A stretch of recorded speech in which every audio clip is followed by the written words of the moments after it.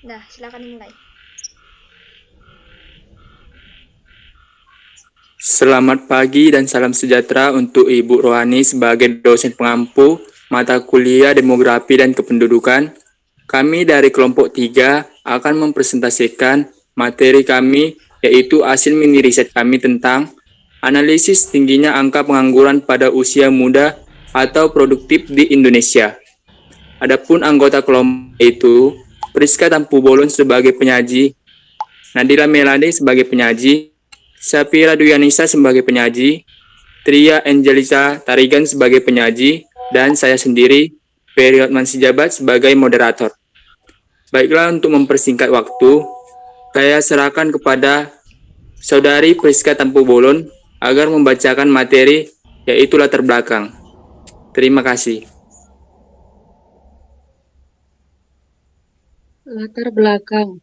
Masalah pengangguran usia muda merupakan isu global yang tidak hanya terjadi di negara berkembang, namun juga terjadi di negara-negara maju.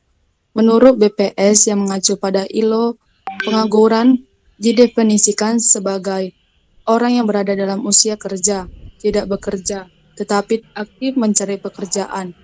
Sementara ada orang yang berada dalam usia kerja, tidak bekerja, tetapi tidak aktif mencari pekerjaan. Konsep ini mengimplikasi bahwa ada orang-orang yang tidak bekerja namun tidak tercatat sebagai pengangguran, sehingga mengakibatkan angka pengangguran menjadi lebih kecil dari jumlah yang sesungguhnya. Persoalan pengangguran usia muda bukanlah hal baru. Meskipun begitu, dinamakan dan keragaman persoalan yang timbul akibat persoalan pengangguran usia muda mengakibatkan permasalahan ini selalu menarik untuk dikaji.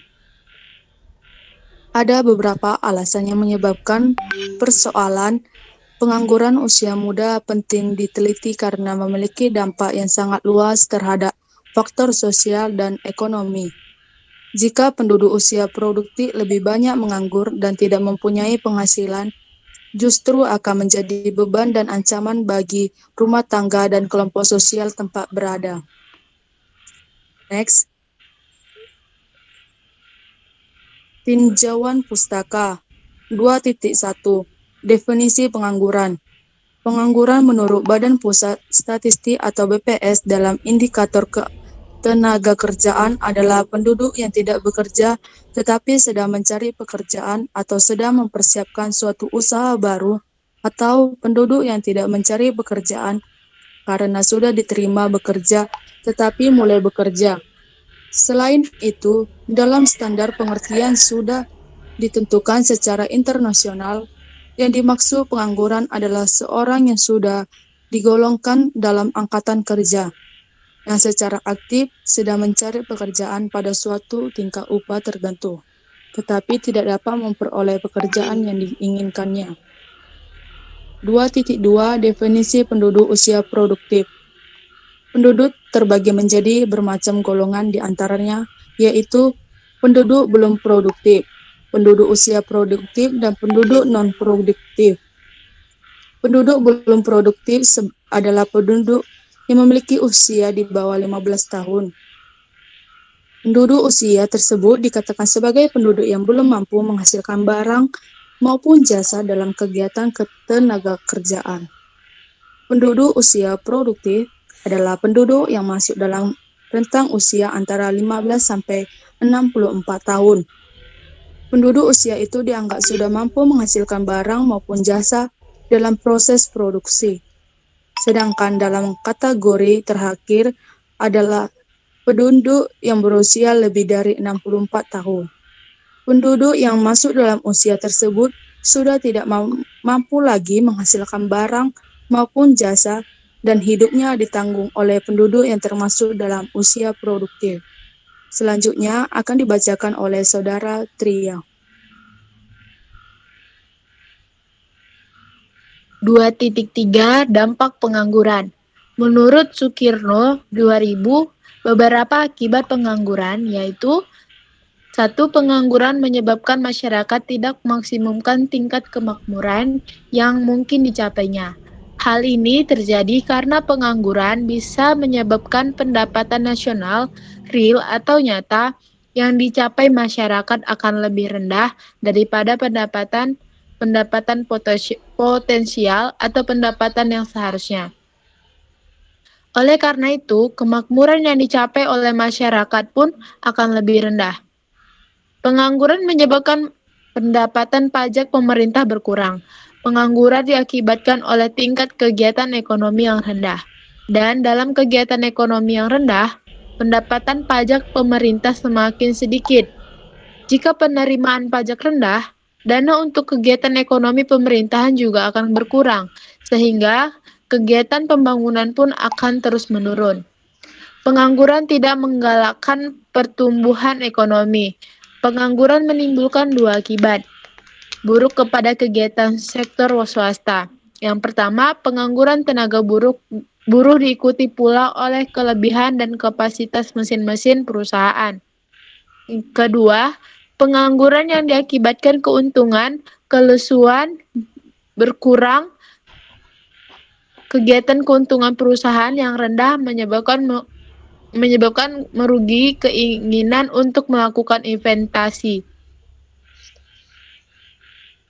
Berikut adalah peta untuk mengamati pengangguran di Indonesia.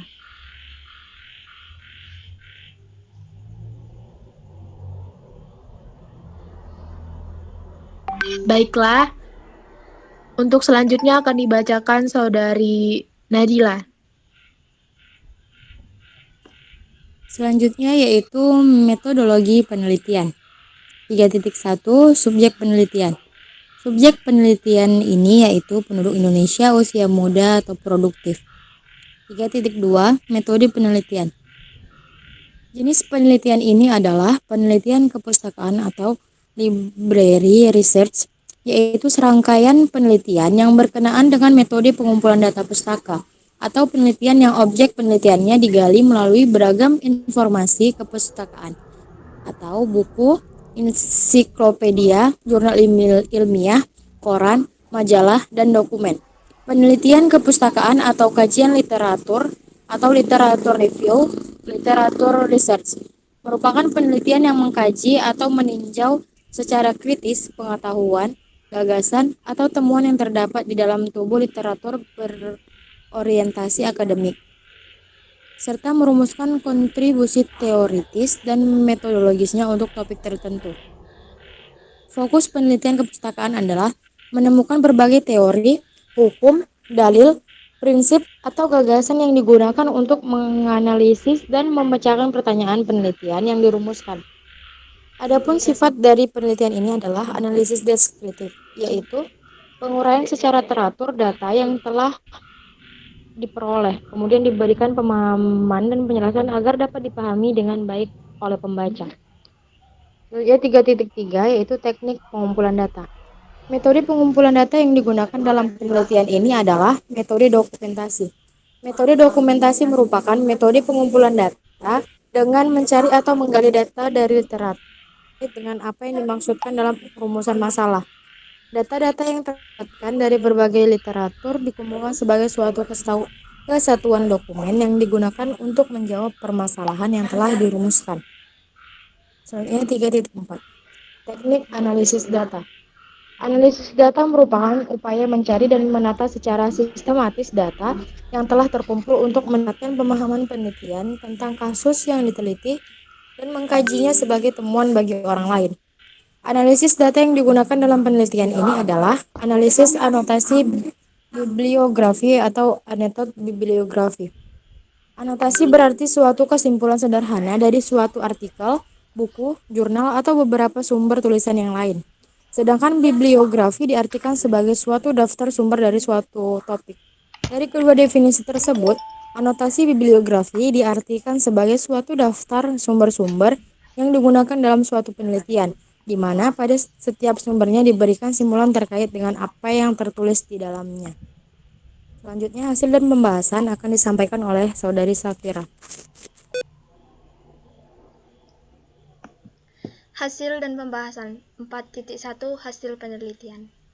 Berikut adalah peta persebaran penduduk usia produktif di Indonesia tahun 2020 berdasarkan hasil proyeksi penduduk yang dilakukan oleh Bappenas dan BPS. Di bawah ini adalah grafik penduduk usia produktif di Indonesia pada tahun 2020. Slide selanjutnya. Ini merupakan peta jumlah penduduk usia produktif di Indonesia. Berdasarkan peta di atas, diketahui bahwa hampir semua provinsi di Pulau Jawa memiliki penduduk usia produktif lebih dari 10 juta jiwa. Provinsi Daerah Istimewa Yogyakarta menjadi wilayah yang memiliki penduduk usia produktif lebih sedikit dibandingkan dengan provinsi yang lain di Pulau Jawa. Provinsi Sumatera Utara merupakan wilayah di luar Pulau Jawa yang memiliki jumlah penduduk usia produktif yang berjumlah lebih dari 10 juta jiwa penduduk. Provinsi yang memiliki jumlah penduduk usia produktif paling sedikit adalah Provinsi Papua Barat, Maluku Utara, Gorontalo, dan Sulawesi Barat, di mana keempat provinsi tersebut memiliki penduduk usia produktif di bawah 1 juta jiwa. Ketimpangan persebaran penduduk usia produktif di Indonesia bisa menjadi persoalan yang serius jika tidak segera diatasi. Dampak yang paling nyata yang timbul dari persoalan tersebut adalah akan meningkatnya jumlah pengangguran di wilayah-wilayah yang memiliki jumlah penduduk usia produktif yang sangat besar, seperti di Pulau Jawa. Berdasarkan data tersebut, maka beberapa wilayah memiliki potensi untuk memberdayakan penduduk usia produktif dalam rangka mendukung pembangunan Indonesia. Strategi pemerataan penduduk usia produktif juga bisa dilakukan untuk mendukung percepatan pembangunan Indonesia. Selain pemerataan penduduk usia produktif, strategi peningkatan kapasitas penduduk usia produktif perlu dilakukan melalui pendidikan, peningkatan kemampuan life skill, teknologi, sehingga bisa mendukung pertumbuhan berbagai bidang di Indonesia.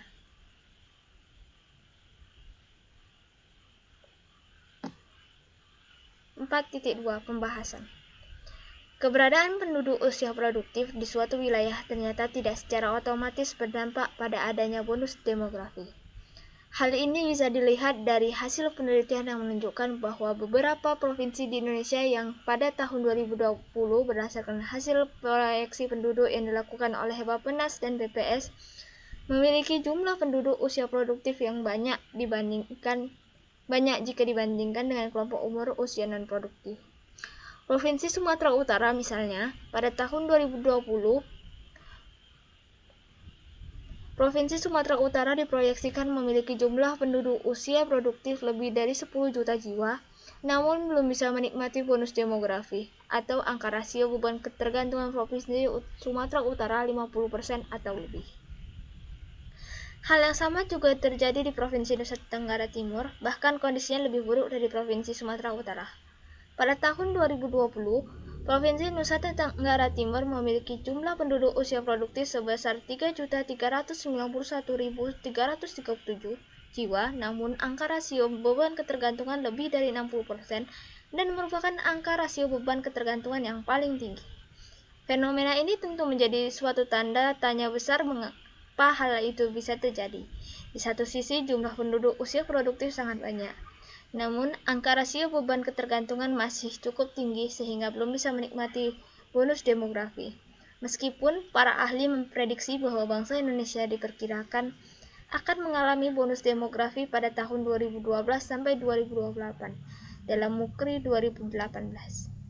Kita perlu melihat lebih jauh terkait komposisi penduduk usia produktif dan penduduk usia non-produktif di wilayah tersebut untuk menjawab persoalan ini.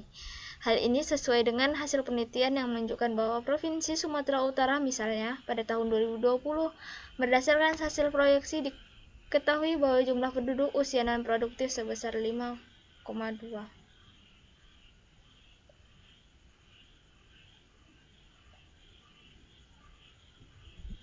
Selanjutnya saya serahkan pada moderator.